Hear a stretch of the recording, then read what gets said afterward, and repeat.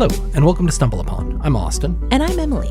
Today we are discussing To Be or Not to Be, directed by Ernst Lubitsch. As always, there'll be a shit ton of spoilers. But if that doesn't scare you, the Nazis might. So try not to overact as you pull on some beards, because we're in Gestapo territory with the hammiest of actors. Austin, do you have a synopsis you'd like to share? Yeah, I do. I am looking at... Oh my god, this synopsis is fucking weird. To Be or Not to Be. During the Nazi occupation of Poland, an acting troupe becomes embroiled in a Polish soldier's efforts to track down a German spy, which is kind of what happens in the film. I mean, it does happen. Yeah, absolutely happens. It's not really. It's just, they're usually bad synopsises. So in synopsi. Well, even thinking about us trying to synopsi our film, it's almost impossible to kind of get the nuance of something. Like In a sentence. Yeah, because I don't even know, like, if I was trying to describe the film to somebody, I'd be like, okay, so it's a comedy about World War II that was shot before America got into World War II, but was released after we were in World War II. And already there, I've lost pretty much everybody. Yeah. So we're going to put some comedians in Gestapo uniforms. Yeah. How do you feel about that? We're going to make concentration camp jokes. While there are concentration camps happening and your loved ones are in them. Yeah. This should be good, right? It's going to go over great. And we're going to make this before we enter the war and yet release it 2 months after we've been bombed at Pearl Harbor. This should go over well, right? We're going to make money at the box office. Americans are notoriously good with dealing with comedy about traumatic events within months of the traumatic events happening. Yeah, for sure. Satire is we're good at it. Yeah. So, yeah, I mean, how do you summarize this film at the time when it's happening in a way to actually encourage people to show the hell up? Yeah, I mean, I think it's probably a film, or I guess I'm going to guess that the way that they assumed that they could get people to come was the stars that they had in it, that Jack Benny and Carole Lombard were going to be big enough draws to the world that people be like, oh yeah, it's a comedy with Carole Lombard. I loved her in My Man Godfrey. She's really, really funny. Like, let's go and do that. Maybe, but according to some of the research I've done, Jack Benny wasn't getting a lot of traction in his career, even though he had done well. It wasn't getting a lot of offers. And finding Maria Tura, an actor to play Maria Tura, was really difficult. And Carole Lombard offered herself. So with that in mind, that the film was made prior to the U.S. entering World War II, was released a mere 2 months, almost to the day of when Pearl Harbor was hit. This film would have been extraordinarily difficult to release.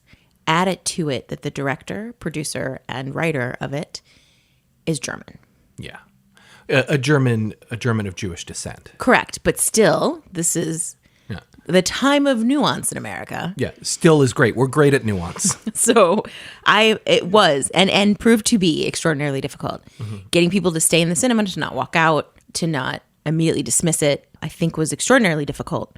And even Jack Benny had trouble with keeping his own father in the cinema. Yeah. His father was so upset to see him in the Nazi uniform, not willing to stick through it, and immediately left the cinema and was so pissed at him. And it took a lot of work to get his dad to go back. And Jack Benny then went on to say that his father ended up seeing it 46 times afterwards. He loved it so much. So to think about this film and to think about how the opening of this film is a satire of the Nazis. Yeah.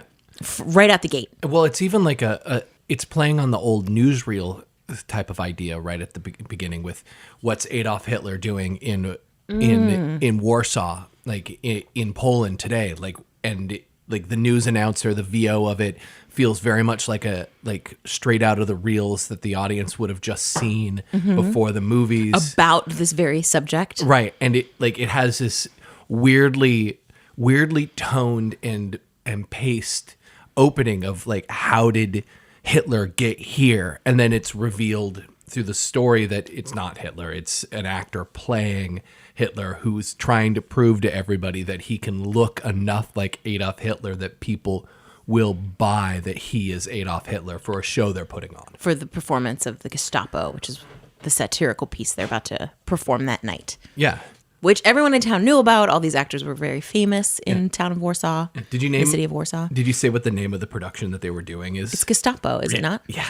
Yeah. Which is amazing. Yeah, Which it's very direct. Like thinking about all the things that Lubitsch was trying to get away with here at the top of the film, like to do a comedy about World War II during World War II, and that the comedy includes actors putting on a play called Gestapo, in which the actors are continually trying to throw in joke lines. Oh, God, it's so good. Lubitsch said something about how the play or the movie honors the fact that actors are always being actors, right? Yeah, I'll read you that quote. Actually, this is Lubitsch responding to the Philly Inquirer, who was shitting on him for being German and making comedy about Nazis in Poland. And so he wrote an open letter to the newspaper. Philly Inquirer. Here we go. What I have satired in this picture are the Nazis and their ridiculous ideology. I have also satirized the attitude of actors who always remain actors regardless of how dangerous the situation might be, which I believe is a true observation. It can be argued if the tragedy of Poland realistically portrayed, as in To Be or Not to Be, can be merged with satire. I believe it can be, and so did the audience which I observed during the screening of To Be or Not to Be. But this is a matter of debate, and everyone is entitled to his or her point of view. But it is certainly a far cry from the Berlin-born director who finds fun in the bombing of Warsaw. Mm-hmm. So the point that you're bringing up is his observation of how actors are always actors, regardless of how dangerous the situation get. That is a perfect distillation of what this film is about. Yeah. It's like getting back to the synopsis, it's a much harder sell to try to sell a film with that sort of ideology behind it. Like, we're going to make fun of the ideology of Nazis and the inherent truth in some actors. Well, and it's, I mean, unless you love actors, Yeah. as we do. When Yeah. you work with actors as much as we do, then you have a real affinity for their willingness to throw themselves on stage and perform just about anything you offer. It's incredible, and it is to be honored. And I think that's what he does with this film. He really honors the profession of acting. Yeah. He honors in a lot of ways the action of saying, I have all these stakes that I know are behind me. I understand what the scene is about. And now I'm going to play that scene directly and honestly with this person. So let me ask you a question. Please. It's incredible in a lot of ways to me that he was able to make this film. Mm-hmm. That he was able to get funding. Like, even though knowing what the studio system was back then, which was you were contracted for amount of films and whatnot, and that and there was a whole backing of the studio behind all the films, and you had a place to put them always because the studios had deals with theaters. Mm-hmm. So, like, regardless of that, the idea that Lubitsch was able to make a film about Nazi Germany and the invasion of Poland and make it a comedy is an incredible kind of power play. Mm-hmm. But yet, Lubitsch wasn't this incredibly successful filmmaker. Like, he had successes, mm-hmm. and he was well into his career by the time that he made this film. Correct. In 42. But, like, I am right in assuming, or right in stating that, like, he had a lot of middling films or failures. Yes, and he also had Oscar nominations. Okay. So he had a big chunk of films in the early 1920s that were middling to limited success. Mm-hmm. I don't think he had any real bombs, but he didn't necessarily make money off of his films. And he had worked with a lot of really good actors. Like, he had worked with Frederick March and Miriam Hopkins mm-hmm. and Gary Cooper before this. Mary Pickford. Yeah. Oh, Mary Pickford, Chevalier, Jeanette MacDonald. Like, a lot of really, like, of the time, a lot of really well-known performers. Yeah, I think his big success was I think once he hit sound films. So the late 20s, early to the early 40s. Thinking about some of his early films, which we have seen, like, and we love, like Trouble in Paradise and Designed for Living, especially Designed for Living. His like, pre-code work. Yeah, they're really different in a lot of ways than what this film is. Because they're a lot more sexual. Yes. It was said that he found sex amusing, and people's perspective at the time was that sex was terrifying. Which, of course, isn't totally surprising to think about if you don't have the right for an abortion. Right. If you don't have a means for birth control, then sex would tie you down to somebody in perpetuity. And something that he also, like, especially in Trouble in Paradise and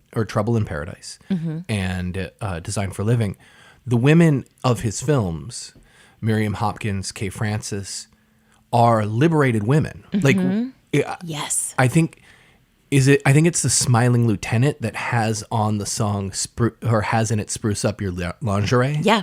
Like all these really sexually frank pieces of cinema. Which the reason why I bring this up is that I don't think that it shouldn't be a surprise that a filmmaker who is so interested in the frankness of a situation and finding the comedy in it would be interested in tackling Nazism. Yeah, no, you're absolutely correct. It's a really interesting way to get there. That his willingness to be direct, so direct about sex, in fact, that it's part of the reason that the Hays Code comes into play because of his films like Trouble in Paradise. Yeah. He's so open. And if you guys haven't seen Designed for a Living, you absolutely must get your hands on that film, because polyamory, you know, this is like queerness at its best. It's awesome. Yeah. The sexual chemistry between Frederick March and Gary Cooper in that film is fucking unbelievable. Yeah. Like that film is so far and away ahead of its time today. Yeah. It's unbelievable to think that that we were having these conversations in the 30s, and yet we can't have these conversations in the 20s. Right. The 2020s. Right. Literally. But like we're back a decade, a century later. We're back. Yeah. I mean, it is interesting to think about and ask. I mean, it's something that I've certainly chewed on a bunch, which is, what if the Hays Code had never come into play and we just allowed cinema to continue? I mean, this all is because of, vaudeville. There was a lot more sexual innuendo. There was a lot more freedom to have these conversations because, again, the theater gives more space for this. It gives, like, art gives more space for it, period, which is part of the reason that people come after art as soon as one of the first canaries in the coal mine sort of thing. Like, when you're trying to put oppression down, to be like I've long said, and I've said to you many times, that I think the idea behind Christianity is that the first sin is knowledge, and the original sin is knowing something and then questioning the next thing. And the idea of art is, well, here's something that we know. Let's find some questions behind it and see what we can ask. See if we can push your boundaries between our visual understanding of things, our emotional understanding of things, our mental, our literal, like all of it. Can a woman fall in love with two best friends? Can they fall in love with her, and can the three of them live together in happiness? And how does that work? What does that look like? Yeah. Or can a theater troupe take on the Gestapo? Yeah. Yeah. They can, because everybody's a fucking bumbling idiot.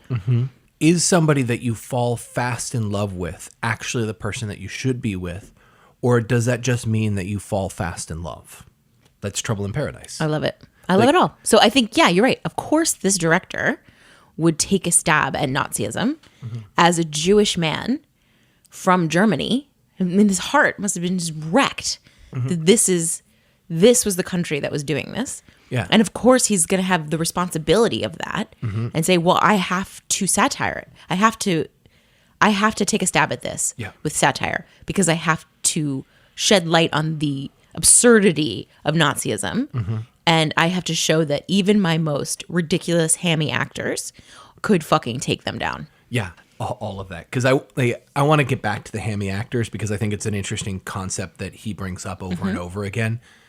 and puts to good use. But I have a question for you, because I think that you and I have very different experiences on how we were introduced to World War II and the atrocities, because you spent your middle and high school years in other countries, and I was here in America. And so, like, when I was introduced to the concentration camps, and when I was introduced to the concept of what the Nazis actually were doing, there was a portion of the conversation that was, and then we discovered the concentration camps.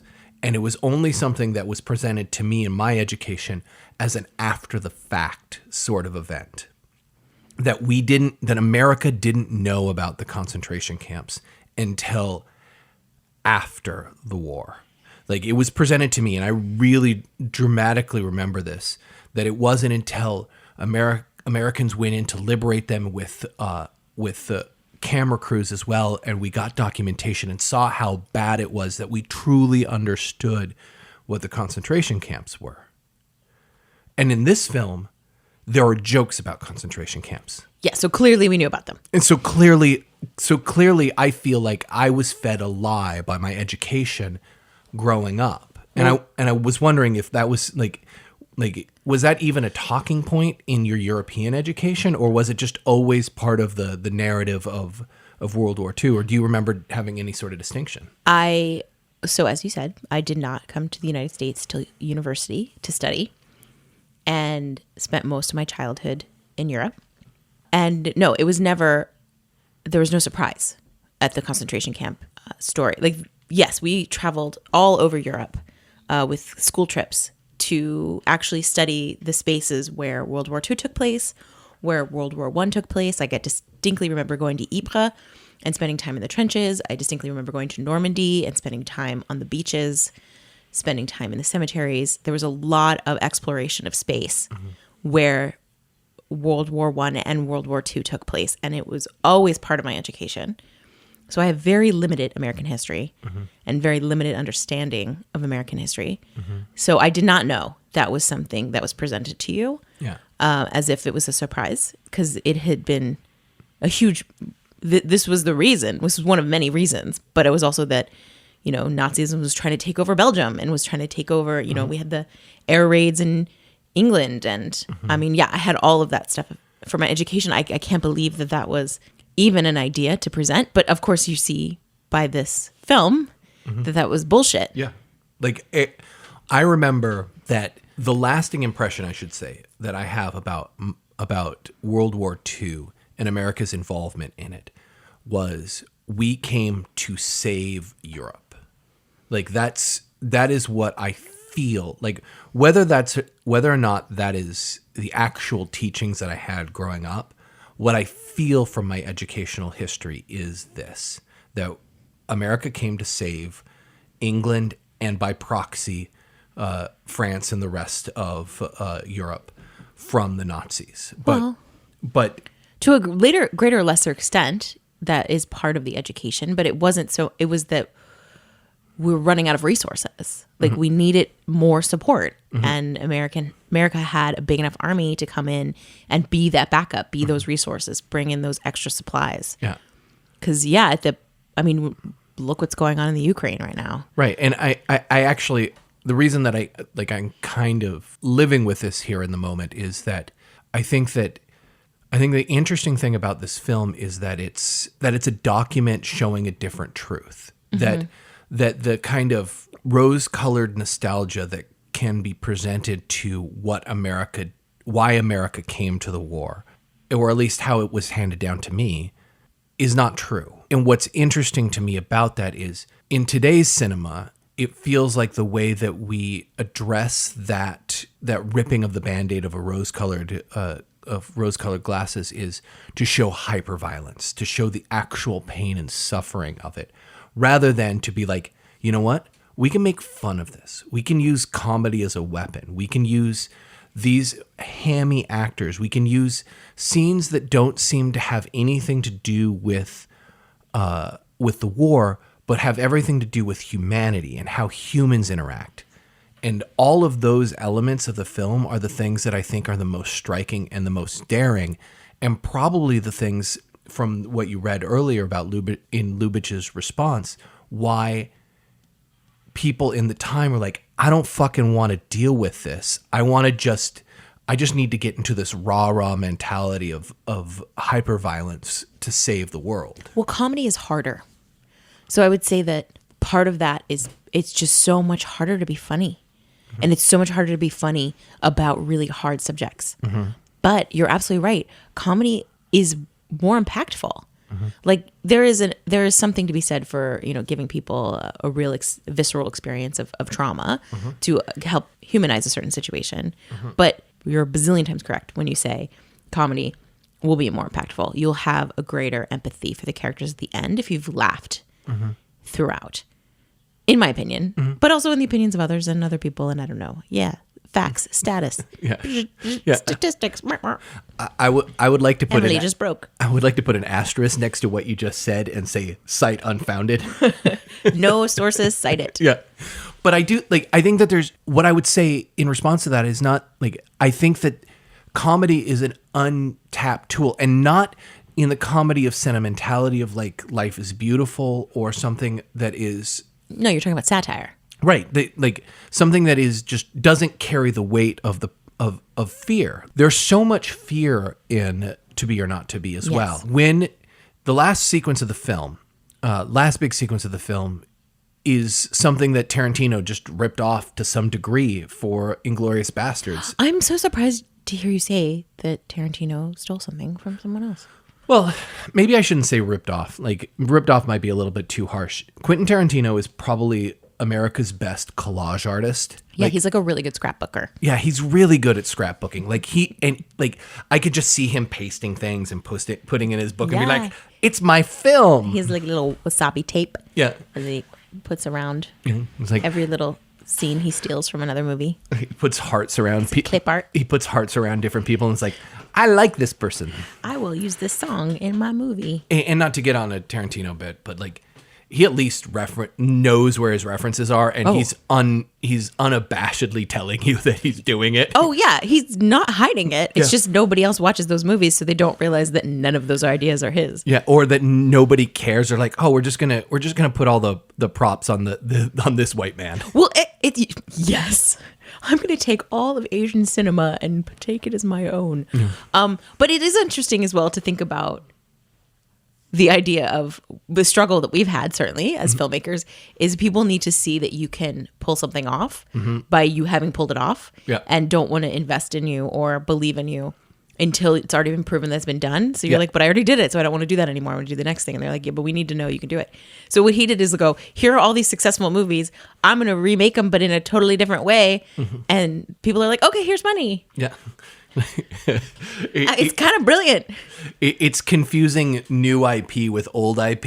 You're like, oh, no. It's all the same, but it's just put together in a different way. It's like if somebody looked at a puzzle and was like, I can make a different puzzle out of this if I just push on the piece. Cut it here, cut it there. A little bit of glue. But jumping way back, that last scene where they're trying, the acting troupe, things have gone sideways for them. And their initial way out of Poland has fallen through. Granted, their initial way out of Poland only would have gotten two of the people out of Poland instead of the whole acting troupe, which seems a little selfish, but whatever. We can get back to the selfishness of all the characters later on if we want to. But like, they devise this plan where the actor who looks like Hitler is going to hide in the bathroom of a theater while a performance is happening. Their theater while a performance is happening where Hitler is actually there. And they're going to cause a diversion with one of the troupe, a Jewish man, Greenberg, making a scene and doing a Shylock speech. Yes, the one that he always wants to perform. And using that speech and that diversion to get all of them onto Hitler's plane to fly out. And if you think about, just for a minute, the stakes of that scene and how... So high. Like, all the things that could go wrong, and the fact that it's performed by the actors and presented by Lubitsch in this straightforward, we're just going to go for it. Mm-hmm. Like how all scenes and all acting happen. There's all these make-believe things going on around us, but we're going to do this dramatically, and we're going to do it like with all the conviction in the world. Mm-hmm. It's like if you watch the behind the scenes footage of like a Marvel movie and you see all the people with little dots on them and leotards like acting really hard and angrily, and you're like, this is actually really all funny. by themselves. Yeah, they're really funny people doing funny fucking things, but they're doing it really with a ton of conviction. Yes. This is a version of that. Mm-hmm. But this is a version of that where the stakes are different and there are actual people that they're working with, and they have to be as convincing in that scene. They have to convince the Gestapo that this man is Hitler, who's not Hitler, who they just walked into the theater. They hope to fuck everybody believes. And that they're going to, and they, all of them are going to take this Jewish man out of the theater to be tortured and shot. But they're not going to do that because they're going to get on a plane and take him to England for safety. It's incredible, the performance of everyone in that scene, but in every scene when they have to deal with the Gestapo. And it's so incredible to watch how they perform when they're sort of in control of it or when they're not. So you watch, especially Carol Lombard is so fun to watch because you watch her performance when she's not necessarily the focus of the scene, but is just when she's listening is so incredible because she will go miles in each scene and none of it is overacted. Everything is perfection. Like the scene when she thinks that Colonel Earhart is telling her that her husband, who has been Professor Seletsky, has been murdered. Her face is just dropped. Yeah. But then she starts to find out that we're talking about the actual Professor Seletsky, not her husband, how she rebounds back, but then has to continue to perform like she's upset. It's just, wow, the range, the spectrum. There's so much going on in that scene. And just to clarify a quick second, Jack Benny is playing Joseph Tura. And at a certain point in the film, they realize this guy, Professor Selensky, is a Nazi spy. And they are trying to get something from him, but what happens is they end up killing him. So Joseph Tura, he has to present himself as a professor in front of the Gestapo so that he can get his wife free from being like not imprisoned, but because she's not a prisoner, but she cannot leave this hotel where the Nazis are staying until Professor Selensky comes back and releases her. Which I don't think he knows. I don't think he knows. They don't know that at the time. He just has to go back. He starts to pretend to be him because they realize that they still need to meet with, Selensky still needs to meet with Colonel Earhart. No, he doesn't. That happens. Like one of the brilliant things about the plotting of this film is that each event happens in a way that the next event has to happen on top of it. But so they kill Selensky because they're trying to get all of his papers. And he has to go back to get the papers at the hotel. And when he gets back to the papers to the hotel, there's another Nazi waiting for him who's take him to Colonel Earhart, who Tura was just impersonating with Selensky to get the papers that were actually, the duplicates were actually at the hotel. And the reason he discovers that Maria is still in the hotel room is only because he goes back to get the extra backup papers. Right. That they need to get their hands on so that we don't reveal who the Polish resistance is. And what's like... And we have seen this movie a million times and it still could be confusing. Well, what it is... perfection. It's how a linear plot can be convoluted. You don't fucking need to be Christopher Nolan to have a really convoluted plot. You can just have things that happen linearly and them build upon each other to the degree that you as an audience are following perfectly clear, but trying to describe to somebody who hasn't seen it what is actually happening is you are basically Maria Tura in the background reacting to things going, what the fuck is this? Okay, so this, oh my God. Like there's so many moments with her. Like you could just watch the film with the sound off to just watch her responses and still laugh. Carol Lombard is so good. And then also, okay, imagine watching this film without the sound on, which I now want to try. Because you have so many things that are giving you all the clues to how to follow the film, how to process what's being taught, what's being shared, is another element of that. We watched a really great breakdown of it on the Criterion Channel of the lighting. Yeah. And how the lighting by the cinematographer really is directing the audience on how to process the scene. Yeah. So the scenes in the theater where the acting troupe is in control is really brightly lit. But once we get into the scenes of terror with the Gestapo, we're talking about the noir lighting scenes. Yeah. They're very dark. There's lots of shadow. Well, I would even say that the Gestapo or the real world. Yes. Like, Once Germany has moved in, once the troops have come into Warsaw and blown everything up, you start getting that noir lighting. yeah. Look for the shadows and ask yourself, what is the director, what is the cinematographer saying in these moments with these dark shadows? And what's interesting, and again, speaks to what the reviewers at the time were having trouble with the film, is that these two things that you're talking about, the really well, brightly lit scenes and then the dark scenes, are incredible juxtapositions. And so the film starts off with comedy in light and scary shit in dark. And then there's a scene about maybe 50 minutes in, 45 minutes in, where Tura, disguised as the professor, goes to meet Colonel Earhart. And the scene is dark.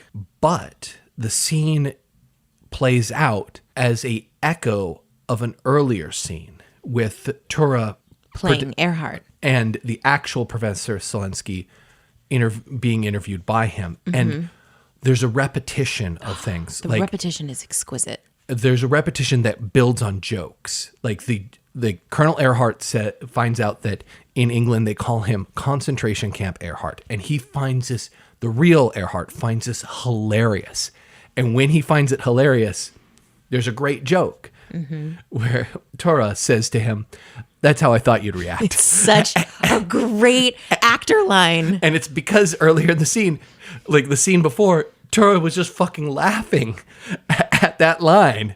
And it's so weird. And I can imagine that people looking at this in the moment going, I don't know how to process this. And it's why I think that time matters almost more than anything for film, and why you can't judge it in the moment, because that scene plays really well So good. in 2020, in 2022. It plays really well now. Whereas back then you're like, is it okay to laugh at this joke? Well, what if we were making this film right now, not this film, but a film similar to this, but about Russia and the Ukraine? Or and we were making all this comedy about Russia blowing up the Ukraine and ha, isn't this funny? Yeah. It would be really hard to sell. Well, think about it even this. Like if we were making a comedy about the insurrectionists. Yeah.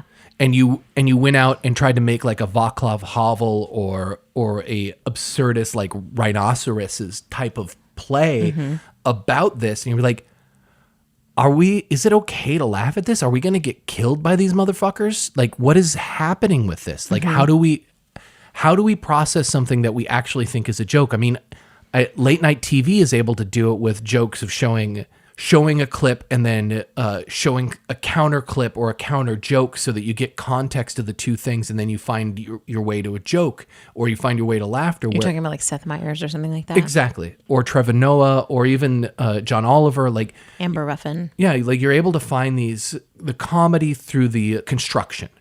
Whereas in a piece like this, the construction has to be built in itself. And so the thing that Lubitsch does, which is incredible to me, is through those early scenes of fake Hitler walking in Poland with the Heil me joke that the Heil me joke is amazing. Heil myself. Heil myself. That the fake Hitler does when he comes into the room. Lubitsch is building this construction. He's giving us all these incredible clues, I find. So he does that, and then Greenberg comes up. It makes a funny joke. And you're like, I don't want a joke there, the director says. It'd be a terrific laugh. It'd be a terrific laugh. That's what he says. And so Lubitsch is telling us over and over again that he's going to be going for a laugh in moments that seem serious. And he builds Absolutely. that construction, much like the late night TV shows build the construction of how this comparison comedy comes. Yes, that's perfect. That's a perfect description. Because you have Maria Tura shortly thereafter, her introduction to us is her walking out in this gorgeous gown. It's a stunning gown. And she's showing the director, Dobosh, this is my gown. This is what I'm going to wear. And he's like, wait, you can't wear that in the concentration camp scene. And she was like, what are you talking about? The lights will come up and I'll be lying in this terrific gown. And of course, you get Greenberg going, it would get a terrific laugh. And then that is exactly the gown she wears to go meet Zelensky in the hotel with the Gestapo, with the very real threat that she could end up in a concentration camp if they fucking figure out. Wearing that very dress. Yep. And it's like, this is like, oh, it's so dark. Mm-hmm. It's such a dark comedy. I love it so much, but there are real stakes. Yeah. And I think that's the reason this movie works so well, is there are actual stakes for these characters. And they see them and they jump in head first anyway. And they go, well, what the fuck else am I going to do? I have to be part of the resistance. Yeah. This fucking matters. And one of the things that I think that like he's able to do is he shows those characters, the Maria Tura and Joseph Tura early on being self-centered and hams, and like Maria Tura is having an affair with an aviator who's played by Robert Stack. Like they're all these really self-involved characters. And then there's an air raid that starts off the second part of the film and things turn dark. And I think that what Lubitsch does incredibly well, and all the performers, in fact, do incredibly well in this film, is we've had this moment where they're all kind of fickle non-people. Like if we met those characters, those people, we'd be like, oh yeah, I don't want to be friends with them. They're kind of assholes. But then the second part of the film, all these characters are put into situations in which their humanity and their strength of character come out. Maria Tura having to go to the Gestapo headquarters to try to get the documents from the real professor. And then her husband trying to get the professor to give him the documents at the theater where they're staging their play, and they've restaged the settings for the play so that it looks like Gestapo headquarters. Like we see them in real situations then being real people trying their best in an impossible situation to get an outcome that is not likely for them. And we see them stumble, but we also see them succeed, and we get to care about them through empathy of experience. That these characters that were once like just kind of flippant, fickle people are now interesting. It's this other side of every coin, though. He does, and it's so quick, the flip. You know, this thing matters. Wait, no, this is war. This matters. He's like, oh, somebody walked out of my soliloquy. He says right at the beginning, Joseph Tura. I can't believe it. He walked out of my soliloquy. It's a thing that happens to every actor that every actor dreads. Right. And then it's war, you idiot. He's like, I can't. And he's going on about his soliloquy being walked out of. And you know, you get the perspective shift, the quick turn. And it's this constant quick turn. But I love is that they always stay true. It doesn't matter that they then become these heroes. They're still fucking idiots. And at the end of the day, all they want to do is perform and act and be able to be on the stage, which is such a wonderful, I don't know, it's because we grew up in the theater, you and I both. Like we made so many plays. We've been so much part of the theater as part of our, you know, core selves. And so there's this understanding of the great love of performance and being in a theater space and the safety of it. All of what you're saying is echoed in the great line that Greenberg says about carrying a spear. The way that he says it the same way twice, but with such different intonation. All we get to do is carry a spear versus all we had to do was carry a spear. When would I get to do that again? This is all I had to do. It was the greatest thing I ever had. Will I ever get to carry a spear again? Meanwhile, they're shoveling. I love that they're shoveling when they're talking about shoveling snow. Thinking about wishing they could be back on the stage, just carrying. Their whole life was just carrying a spear. That was it. That's all I had to do. It was great. We get to perform, carry a spear around, be all these different side characters and all these different plays. And what's wonderful about the character of Greenberg and all the side characters in a lot of ways in the film is that they are given equal weight and time to the Maria Turas, to the Professor Stelenskys, like all these major characters.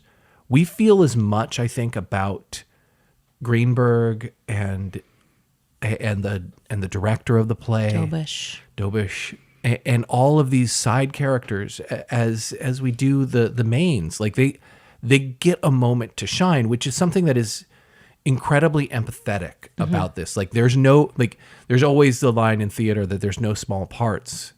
And here's a film of no small parts. Yeah. Like the guy who there's one actor in the troupe that they that when he performs his line, they're like, what is his line? What you are, I wouldn't eat. Yep. Are you calling me a ham, sir? Yes. And from that moment on, anytime you see him, you're like, that guy's a fucking ham. He is, and he almost ruins it for everybody. But his bluster also saves the day in certain moments. His hamminess and his willingness to just go at something really hard. You're like, that's a little bit too hard, buddy, but I'm really glad we got the point. Awesome. Yeah. Or I mean, even just down to like the makeup artist when he's like building. First, he's designing what one of the characters who plays Hitler looks like, and later he's the one with all the beards, and he stuffs extra beards in Tura's pocket, which allows the next thing to happen with Zelensky, which is just an incredible scene. Let's just touch on that scene. Like there's a scene after Tura, who's impersonating the professor, has first talked to Colonel Earhart. He has to go back because he's trying to get him and his wife out of the country. So he's trying to set up a plane ride. Unbeknownst to him, the Nazis have found the real professor dead. right? And so when he shows up, the Nazis think they're going to pull a fast one and get this guy to be unmasked as an infiltrator. And so they put him in a room with the dead body. So we've got Tura and Zelensky. And because Dead Zelensky. And because we've met the makeup artist, and because we have the little brief scene where he says, I put extra beards in his pocket, Tura has a moment where he realizes he can shave Zelensky's dead body, put on a fake beard, and then try to bluff his way out of it. Yeah. Which is just a fucking great scene. It's a masterpiece. It's such a great fucking setup. And has a great line. Yeah. Here is a man with a beard, and you didn't even pull it. Yes, which is echoed when the acting troupe believes that all has lost. They come bursting into Earhart's office thinking that they're saving Tura from execution when he's actually gotten out, and they arrest him and pull off his beard and say basically the same fucking line to him. And it's just so goddamn absurd. It is, especially because you get the sense that they all talk this way because they're all best friends. They hang out with each other all the time. Uh-huh. So naturally, they're all saying the same shit and they're doing the same things because they all think the same fucking way. Because they're group of buddies. It's so fucking weird and so fucking lovely to watch. Great. Yeah, to watch this scene, and you're just like, okay, what kind of absurdist American film now has that? What it becomes is now stoner comedy instead of really witty, brilliant setups. I know it's all improv now. Right. And you cannot do this with improv. No. You can't. You have to fucking craft this. Yeah. This is hard as shit to pull off. Yeah. This is why this is 25 years into his career that he's writing this. Yeah. It's not his first fucking debut crap. Right. Stop obsessing over the first film and start paying attention to the whole career of a creator, of a group of creators. Yeah. But no, it's what is absurd and exquisitely written today. I don't know. Especially for comedies. No, as a comedy. And not just comedies that have one punchline, but have a punchline or like, okay, so that's the second punchline. What's the third? What's the fourth? How can we pay that idea off in a different way? Because even at the very end of this film, when they when they parachute and land in Scotland, like first you get two Scottish farmers seeing the guy who's impersonating Hitler land and being Hitler, and they're just like, what the fuck are we doing with this? What are we supposed to do? And then there's an interview. The interviewers ask Joseph Tora what he wants to do, and he wants to play Hamlet. He wants to play Hamlet. And so the last shot of the film is him going up to play Hamlet, and another fucking guy standing up and leaving during his to be or not to be speech to go fuck his wife. Right. Meanwhile, Robert Stack's character, who did that the first time twice in the movie, is sitting there like, wait, what? Yeah. So you have two of her lovers being like, what's happening? Right. Like, It's so great. And of course you don't know, is it actually somebody getting up or is it somebody who just has to pee? yeah, but it like And it's so great. and it doesn't matter. The film sets up so many punchlines that it's like, okay, so how do I find another way to make this joke? How do I make another Yes. joke? How do I find another joke? And it makes complete sense to me. Billy Wilder, whose film we did on this podcast a long The time Apartment. ago, he had a sign on his door or in his office that said, "What would Lubitsch do?" And Wilder wrote a film for Lubitsch early in his career, and Wilder was also a German immigrant. He suffered for the same sort of thing that a lot of Germans did in the 1930s. He left Germany because of the fucking Nazi movement and moved to Hollywood to try to make his life. And like he worked with Lubitsch, and then was like, "This is the type of person that I'm going to emulate my career off of." And if you watch Wilder's films, they have the same sort of like comedy ideas. They have the same sort of like, how do we build these intricate plots where humanity and empathy get in the way and dictate what narrative is going to happen. Yeah, definitely look at The Apartment for an example of that. Yeah, or even Double Indemnity. Some Like It Hot. Some Like It Hot. Like a lot of his fucking films have the same sort of brilliant level of comedy that just lives with you in a really nice way, and irony that just kind of needles you in a way that you're like, yeah, that makes sense. Like that's what's gonna fucking get you in the end. It's a lost art form right now, and for anyone out there that is a comedy screenwriter, like, yeah, we challenge you to look for the third, fourth, fifth level joke. It's so hard. And don't just give it to the main character. No, give it to everyone. Give it to the third, fourth, fifth build character, so that the punctuation of that joke can come from a place that you're not expecting. Yes, have it come from the wings. Yeah. Bring your comedy in from the wings. Like it's like one of the reasons that I know that that Lubitsch is a really smart writer and a really intelligent filmmaker is like, there is like, as we were watching it this last time, like I realized for the first time the subtle joke of Joseph and Maria, that he's making this Joseph and Mary joke early in the film, where Maria and Joseph are talking about their kind of differences, like how they talk on top of each other, how they clamor for fame.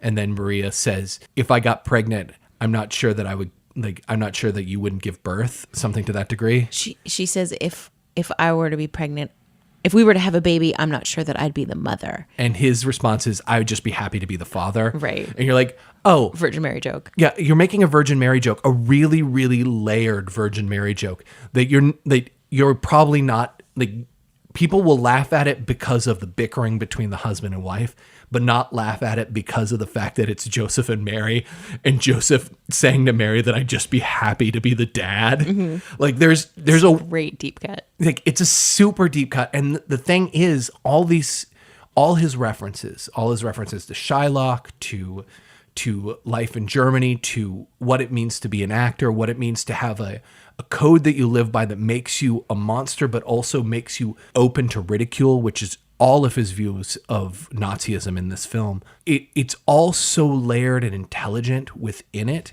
that it's hard to describe in any other terms than glowing. I think the next thing I want to talk about is what a wonderful feminist character Maria Tura is. So Carol Lombard gets to play this character who is a total badass. She's a liberated woman. She's married, but she has as many affairs as she wants. She has the career she adores. She's the most famous actor in Warsaw, as told to us many times. So she gets to have a kick-ass career in the early 40s. She gets to be a sexy ass player, has sex with whomever she wants, and her husband knows about it, and he's like, whatever, we have an open relationship. I mean, I'm going to be a little bit cranky about it. I don't want to know. Just as long as I get to keep acting. Do you think that that's his attitude? Because I don't think that he's aware of how many affairs she's having. I think that he is. He just doesn't want to know about it. And the reason I say that is because that really wonderful scene right before they're about to go into the theater to try and trick the Gestapo to get the plane to get out of Warsaw is when he lets Robert Stack's character say goodbye to her because they don't know if any of them are going to survive. he gives him that moment you probably want to say goodbye to, and he steps away, and he comes back in, and he kind of he hustles it along. he doesn't want to like let it happen too much. Yeah, but he also is like, you can say goodbye because you obviously have a relationship with her too. Yeah. So I don't know. I don't think he wants it flaunted in front of him because it would hurt his own ego. He's supposed to be the best right. actor, the most incredible, great Polish actor, Joseph Tura. Yeah. So of course that would totally bruise his ego. But on the other hand, as long as he gets to be the great actor, Joseph Tura, with his name bigger on the sign, then what does he fucking care what she's doing? Right. And she's like, yeah, I mean, as long as he doesn't know about it, I can like have all the people that admire me. I don't know. I just think she's a total feminist badass. And when she gets the opportunity to take over in the Gestapo and to like, and is being played to be a spy for them. And she's like, okay, I'm going to work this angle. I'm going to see what I can do with this. I can do this. I can manipulate you. Of course, it's huge ego, but also everybody's a human. And that's the point, I think, that Lubitsch is trying to say, that the Nazis are humans too. And most of them are fucking idiots. And being a kid of a diplomat, I can safely say that bureaucrats in general, most are a bunch of fucking morons. Some are fucking brilliant. There's really good people that are diplomats, and then there's really big dingleberries that are diplomats. That's the truth of every field. Any field you're in, you're going to have people that are great at their career, pretty good at their career, and mediocre as fuck, and wondering how they got that job. But they keep it. And so I love that he says that essentially about the Nazis. Yeah. And then also about the theater troupe. Yeah. It's something interesting that you brought up there as well early on, that Joseph Tura believes that he's the most famous actor in Poland. But he is constantly reminded that he is not. That nobody knows who the fuck he is. That everybody knows who Maria Tora is. Yeah. She's a total babe. Almost everybody is. Professor Zelensky doesn't. But that's because that's what reveals that he's not actually a Pole. Right.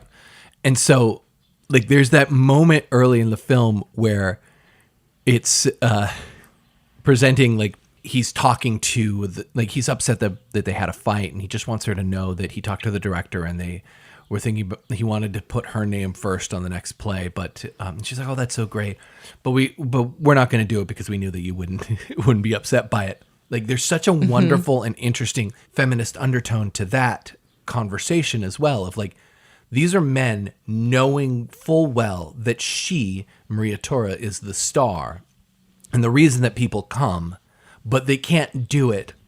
We can't put her on the top of the marquee, because it's not proper. Like, the men have to be at the top of the marquee. Or his ego is so fucking huge he can't handle it. Right. Like, it is another like satire of the fragile male ego in that regard. The patriarchy. Yeah.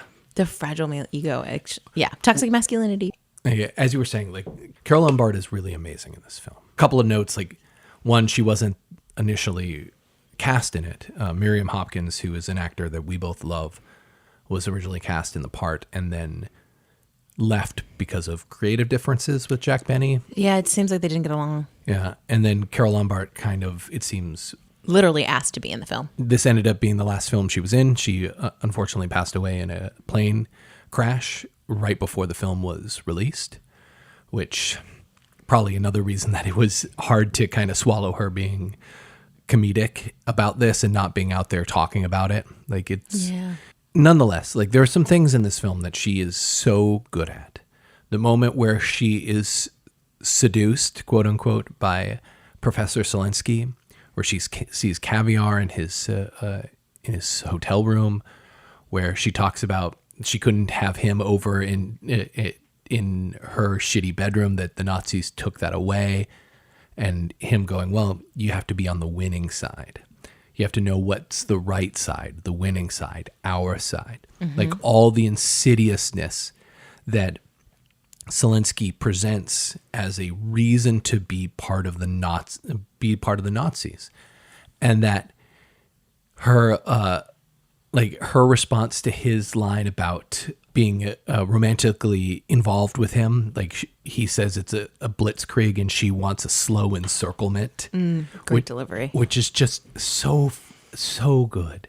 And then when he kisses her, and her response and how she delivers the line of Heil Hitler is so fucking funny. Yeah, she's really funny. Like, it's so, like, and I have to say, it is really weird to talk about this film and say those two words over and over again. But it's an important part of the comedy of the film because it is showing, I think, constantly the insane nature of this world that they are finding themselves in. Yeah, absolutely. Another element that's insane, actually, you bring up with Zelensky offering her, he can fix her shitty apartment. He can give her back the things that she's used to. What's really interesting, if you compare what Colonel Earhart offers her later, towards the end of the film, when he's trying to seduce her, when he's trying to bring her in, Zelensky, you see, is very intelligent, very connected, has a lot of power and pull, and is willing to bring her up to the high echelons of the Nazi movement, and can offer her a lot, right? Then you juxtapose him with Colonel Earhart, who's like, I can get you 3 eggs a week. Yeah. And I mean, this is a pretty fucking good deal. There's this really beautiful bracelet that I just confiscated off of a person I just sent to concentration camp. I'll get you that, yo. This is going to be a great deal for you. And then, of course, the final push, the final joke, of course, being that, quote, Hitler shows up as opposed to the actor to grab Maria and bring her with him. Yeah. Is that he's offering her 3 eggs, but she's sleeping with Hitler. Right. In his mind. It's such a, but it's so good to see the difference in the tiers and how she is at every tier being offered something, but just, I don't know. I just really like the idea of the difference between I can give you back an amazing apartment. I can give you champagne. I can give you caviar. I can get you 3 eggs in a week. Well, it also, in an interesting way, it talks about, like, all of that talks about her actual character, like as a person, like as written, that Maria Tora is a person that at every echelon, from a pilot to a professor who has ties to higher up people in the Nazi party, to a colonel who can get her 3 eggs, every single person finds her desirous.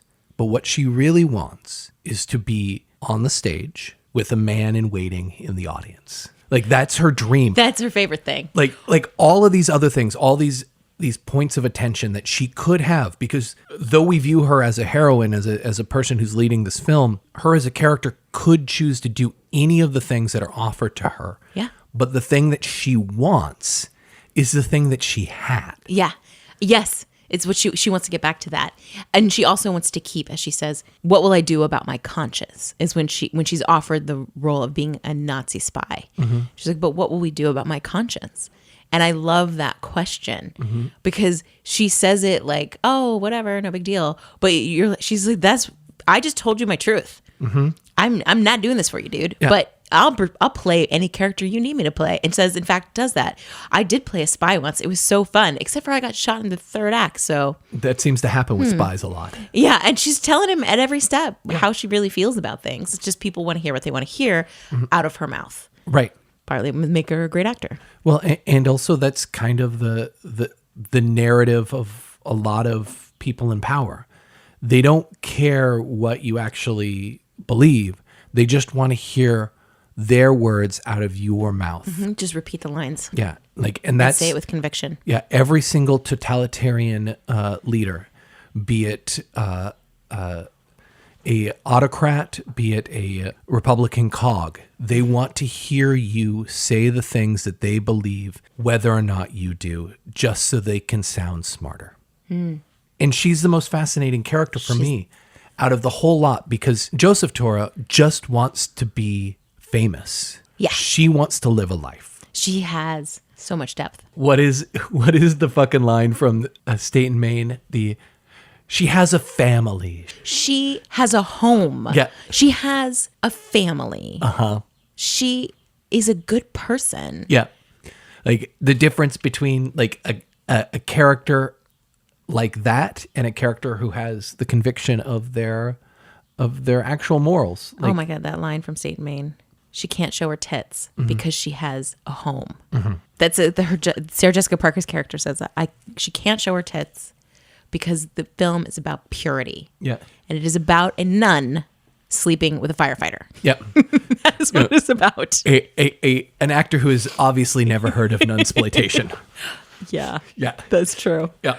I do love that fucking film, Yeah. even if David Mamet is a complicated and problematic person. Yeah. In his daughterage, he's become an ass. Yeah, it's such a shame. I really liked his earlier work. That was a guy who wrote really good fucking lines of comedy, really good satire. Yeah. Delivered a joke upon joke and satire and satire. So good. The only second chance you get is the chance to make the same mistake twice. Yeah. Great line. Everybody wants money. That's why they call it money. That's why they call it money. Danny DeVito delivers that line to perfection. Fuck yeah. Is there anything else that you'd like to talk about with this film? I don't know. It's such a great film. So I feel like we could talk about it for a couple more hours. Yeah. We could just go through each scene that's perfect and execute it to perfection. Let me say perfect a couple more times. The perfect scene of perfection. But Perfect. so no, I guess there's so much more I would love to talk about. But I think that You should just watch it. I'm hoping everybody has Yeah. before listening. But if not, yeah, definitely check out all of Lubitsch's work. Yeah. You can't go wrong. No, with it. there's nothing Yeah. bad in his entire collection of films. Clooney Brown. God, that film. Clooney Brown's so good. So good. Designed for a Living, The Smiling Lieutenant, Trouble in Paradise. Love Parade. If you like musicals, he's got musicals for Oh, you. the musicals are so good. Yep. There's so much good stuff. And Miriam Hopkins is such a talented actor. She's in a bunch of his work. There's just As is Gary Cooper. Gary Cooper's so good, so sexy. He's in a film we haven't seen yet, Bluebeard's Eighth Wife, with him and Claudette Colbert. I believe. Obviously, I'm interested in this. Yeah. I think that one was written by Billy Wilder. Oh, man. Now you've got my attention. I mean, you have my attention Like Gary at Cooper. every Yeah. part of that sentence. Yeah. So, yes, Let's watch it. You had my attention because I was listening. because I'm here Because it's making a two- podcast with you. So, It's yeah. a two-person pod. Otherwise, it'd be like, ooh, I forgot to listen today. You, Awkward. you lost my attention when you started speaking. You gained it when you stopped. I had things to say. We are so good at our job. So, I mean, other than all that, no, I think I think we just stumbled upon the entire end there. You're welcome. So good. Stumbled upon all the films. We're okay. Yeah. This is true. Yeah. But I think I will bring it back in, highly recommending you to check out the Criterion Collection if you have access to it, watching the short video on the lighting of To Be or Not to Be, because it is a masterclass in like 15 minutes about 3-point lighting. Yeah. It's really helpful, especially if you're an aspiring filmmaker, an aspiring cinematographer, or you just would like to know more about lighting, which is always a good thing to know. The discussion of the 3-point lighting of To Be or Not to Be is just really good. It's really helpful. And it's just so interesting to think about controlling your audience and their focus through the use of shadow, through the use of light, when to have it be much more pronounced, when to soften it, what impact that has subconsciously on the viewer, and why it's important to know the rules. Yeah. So you can break them if you want, or you can use them to enhance your story. Austin, do you have anything you'd like to recommend to stumble upon next? Yeah. I want to recommend a film called X-Ray from the early 80s. It's a slasher film. It's about a woman who goes to a hospital to just get the results of some tests.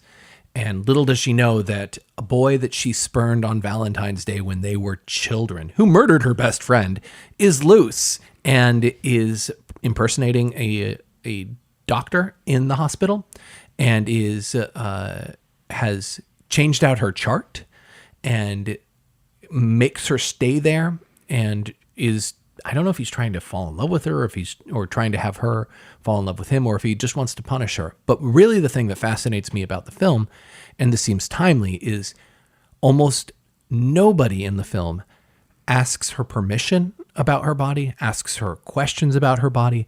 All the men just demand that her body be theirs to do with.